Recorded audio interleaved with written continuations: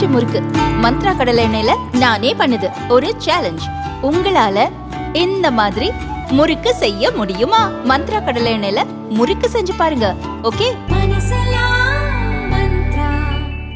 आप सभी मीडिया के साथियों का बहुत बहुत स्वागत है। इस वक्त रात के 10:30 बजे हमने आप लोगों को इस प्रेस वार्ता के लिए आमंत्रित किया। मित्रों, कुछ बातें इतनी गंभीर और इतनी चिंताजनक है कि रात को 10:30 बजे आप मीडिया के साथियों को हमको आमंत्रित करना पड़ा है।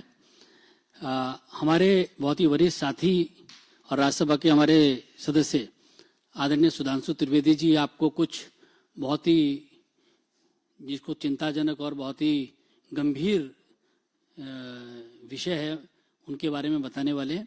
हम आपको कुछ ऑडियो और वीडियो भी दिखाने वाले हैं। जब हम ऑडियो आपको दिखाएंगे तो उस वक्त थोड़ा लाइट को कम भी करेंगे। तो सबसे पहले मैं आदरणीय सुधांशु त्रिवेदी जी से आग्रह करूंगा कि विषय की शुरुआत करें। मित्रों, जैसे आदरणीय अनिल बलूनी जी ने आपसे कहा कि अत्यंत गंभीर और चिंताजनक विषय, a very serious and concerning facts have come to the light which is exposing the true face of Mahavikas Aghadi bit by bit.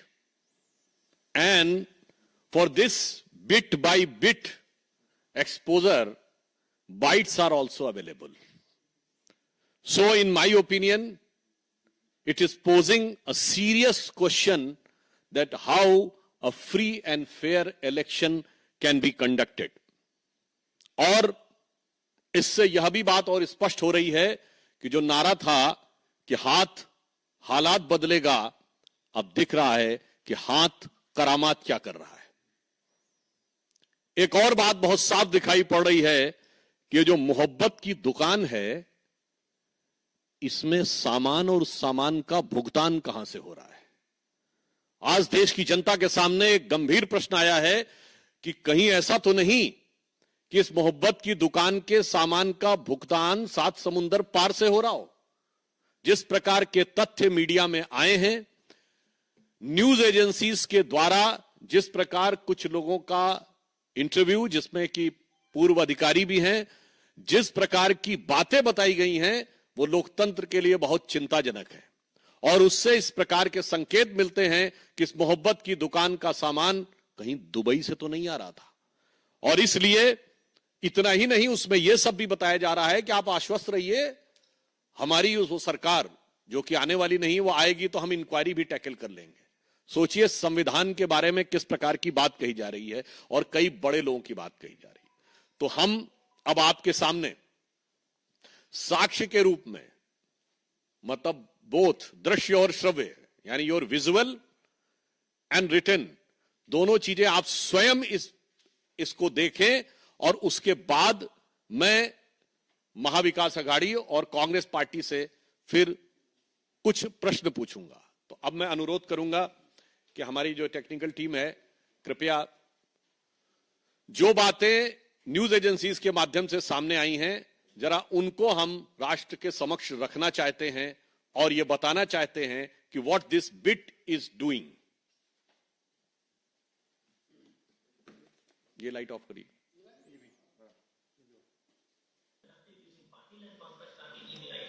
We have 3 to 4 wallets mapped to their IDs. So if any investigation occurs, it can be attributed to those 2 individuals. Trust me, no one can trace it back to us. Thank you, sir. अब दूसरी clip.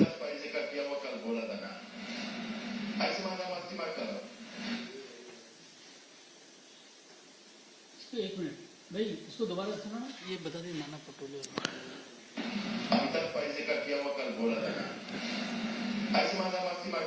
ये उस agency में प्राप्त news के अनुसार नाना पटोले जी की आवाज का दावा है। Gaurav, why are you not responding to us? We need to have cash boss. Boss Gaurav, what's happening? None of you people are responding. Don't play games with me at all. Gupta is vanished, but what happens to money there? He says all bitcoins and cash is with you. Call me or Aditi urgently. We need to have cash. Elections are going on. Boss, why don't you go ahead and cash out all the bitcoins? The prices are favorable right now. And with the elections approaching, we're going to need substantial funds. Don't worry about the inquiries once we're in power. We'll handle them. Just get it done. ये same dealer से बात करने में उसका दावा है कि सुप्रिया सुले जी से बात हो रही है. Gaurav, please inform Laxmi to delete all data as a priority. This includes all communications from me and Bhagyashree, as well as the BHR case, Bitcoin case, and any other financial reports we have asked.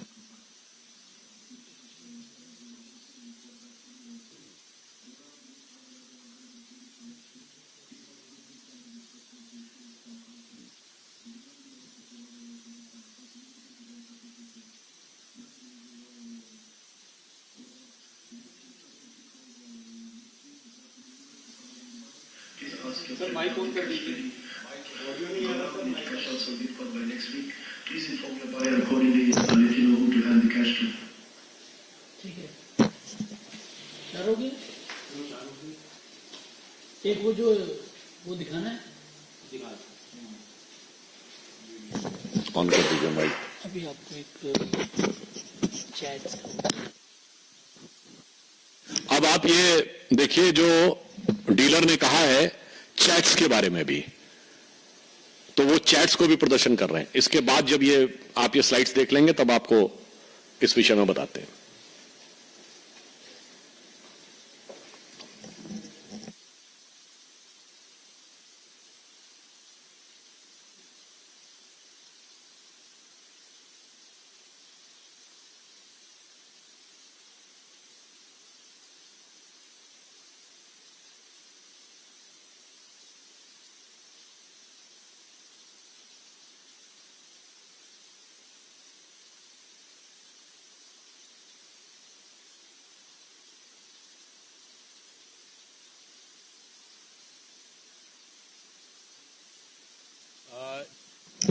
In clips में और जो आपको chats दिखाई गई हैं, इसका मुख्य विषय संक्षेप में 3-4 वाक्यों में बता देना चाहता हूं कि एक पूर्व पुलिस अधिकारी जो एक आरोप में पहले कुछ समय जेल में रह चुका है, उसको एक आरोपी डीलर संपर्क करता है और यह कहता है कि बिटकॉइन का कुछ पैसा हमें ट्रांजैक्शन करना है कैश में.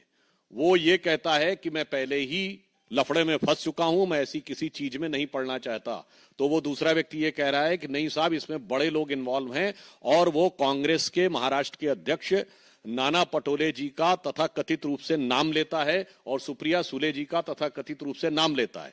फिर जब वो अधिकारी पुनः अविश्वास व्यक्त करता है तो वो कहता है कि मैं आपको ऑडियो क्लिप भेज रहा हूं, आप इसको सुनिए, आपको स्वतः समझ में आ जाएगा.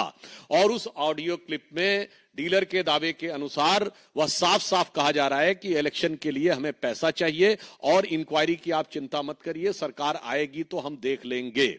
और इसके बाद यह भी कहा जा रहा है कि हमें कैश चाहिए, हर हाल में चाहिए. और इसमें एक और बात है, इसके बाद वो व्यक्ति ये भय भी उत्पन्न कर रहा है कि मैंने अगर सारा वैलेट खर्च कर दिया तो कहीं मेरी जान के ऊपर खतरा ना हो जाए.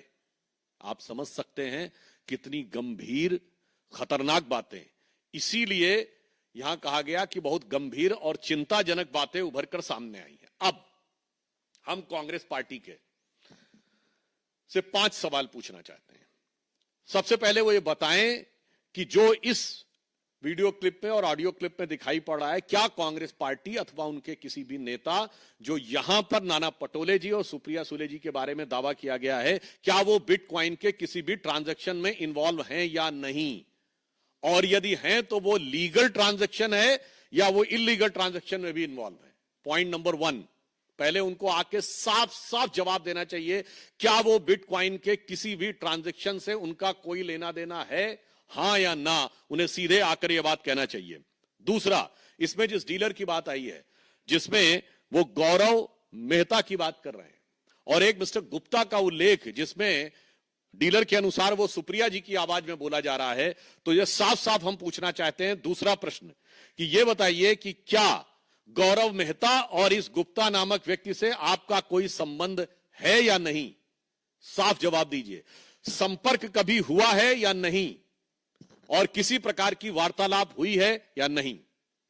तीसरा सवाल कि इस प्रकार का कोई भी संवाद क्या आपका गौरव मेहता अथवा मिस्टर गुप्ता या किसी भी व्यक्ति से हुआ है या नहीं।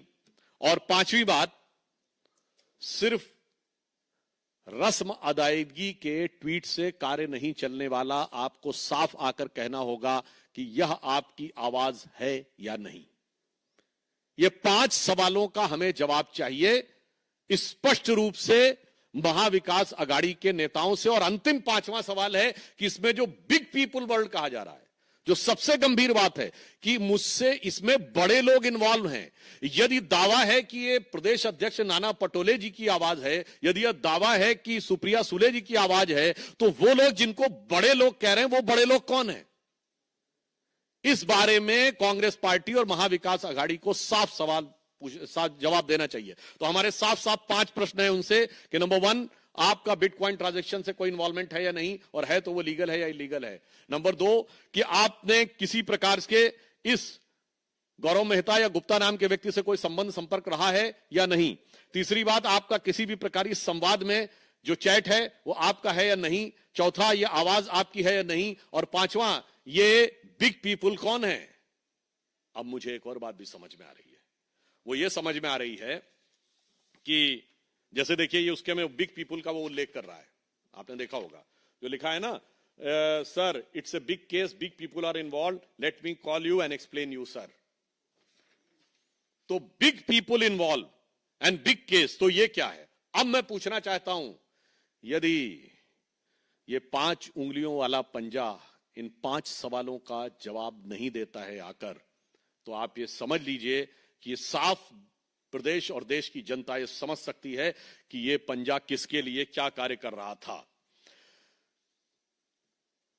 और अब ऐसा लग रहा है कि यदि वो वास्तविक अर्थों में चुनाव जीतने की कोई संभावना भी देख रहे होते, तो इस प्रकार के किसी इलीगल सोर्स से धन प्राप्त करने का कोई विचार उनके मन में न आया होता। कहीं ना कहीं यह पुनः दर्शाता है कि उनको हार दीवार पर लिखी हुई इबारत के रूप में दिखाई पड़ रही थी। यह आरोप उसको प्रमाणित करता है। अब यहां पर मैं एक और बात कहना चाहूंगा। देखिए साहब, डिजिटल इंडिया मोदी जी लाए, मगर साहब आपने देखा कि अभी राहुल गांधी जी ने वो तिजोरी खोल के दिखाई थी ना कि उसमें कुछ नहीं है, सब खाली है।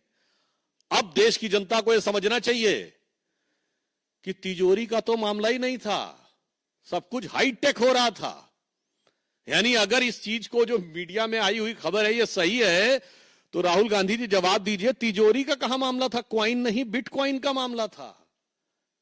इसका मतलब डिजिटल टेक्नोलॉजी का हाईटेक यूज समाज के भले के लिए भले ही ना किया हो, सुशासन के लिए भले ही ना किया हो, पर भ्रष्टाचार के लिए किया है, ऐसा प्रतीत होता है। अब मैं पुनः यह बात कहना चाहता हूं, यह केवल आरोप नहीं है, हम एक आधार पर बात कर रहे हैं कि महाराष्ट्र की जनता इनको पहचाने कि ये कैसे कैसे कौन कौन से धंधे करते हैं। और यह बात मैं हवा में नहीं कह रहा हूं, ये वो पार्टी है ना जिसकी सत्ता जब थी तो गृह मंत्री पे आरोप लगा था कि 100 करोड़ रुपया महीना वसूलवाते हैं। आरोप किसने लगाया था? पुलिस कमिश्नर ने। भारत के इतिहास में कोई उदाहरण नहीं मिलेगा जो महाविकास अघाड़ी में हुआ था कि गृह मंत्री पर पुलिस कमिश्नर ने यह कहा हो और उसके बाद गृह मंत्री गिरफ्तार और पुलिस कमिश्नर फरार। गृह मंत्री गिरफ्तार और पुलिस कमिश्नर फरार, यह जिस सरकार के कार्यकाल में हुआ हो तो वो विपक्ष में रह के कौन कौन सी कारगुजारियां कर रही होगी, इसका सहज अनुमान लगाया जा सकता है। इसीलिए हमने ये 5 सवाल करे हैं और मैं साफ साफ पूछना चाहता हूं, आज आखिरी रात है चुनाव से पहले की। इन 5 सवालों का अगर जवाब नहीं दिया तो वो बहुत पुरानी फिल्म मुगले आजम का डायलॉग याद है ना, ये रात साहिब आलम के मंसूबों पे बहुत भारी गुजरने वाली है। क्योंकि अब देश की जनता और प्रदेश की जनता उन मंसूबों का असली चेहरा बेनकाब होते हुए देखना चाहती है। नकाब में जितना भी वोट डलवाने का प्रयास कर ले, परंतु अब मुझे लगता है कि इसके द्वारा वो चेहरा बेनकाब हो चुका है। धन्यवाद।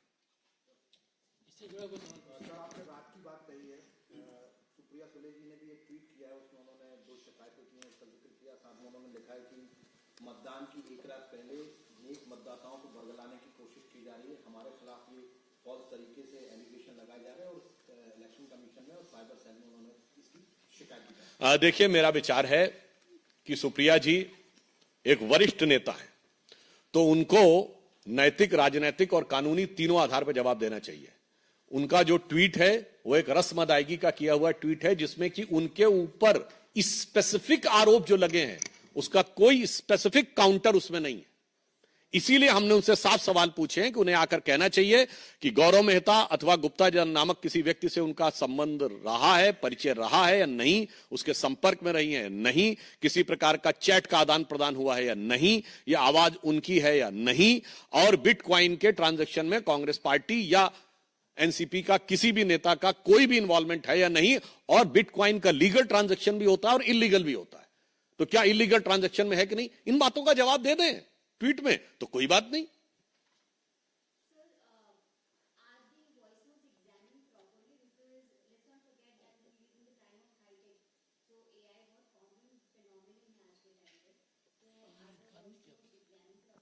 That's why we have asked categorically 5 questions, in which one of the question is that they should come out and unequivocally say that this is their voice or not.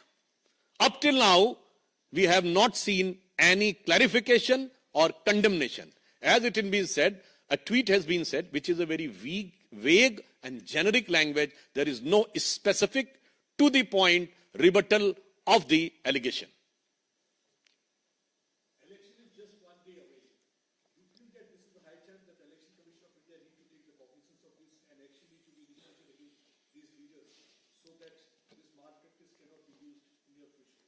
We hope and we are confident that the Election Commission of India is keeping a strict vigil of the situation, and they will take an appropriate action, whatever they seem fit. But the more significant is, it's not the question of one day away election.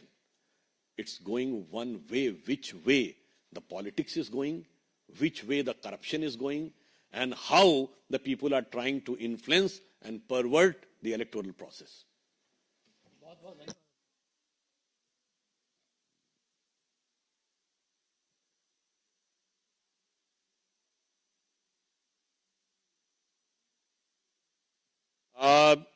It was not an eventful day. It was a very serious, dark night which is looming over the politics of Maharashtra as well as of the nation. It is much, much bigger question than the election.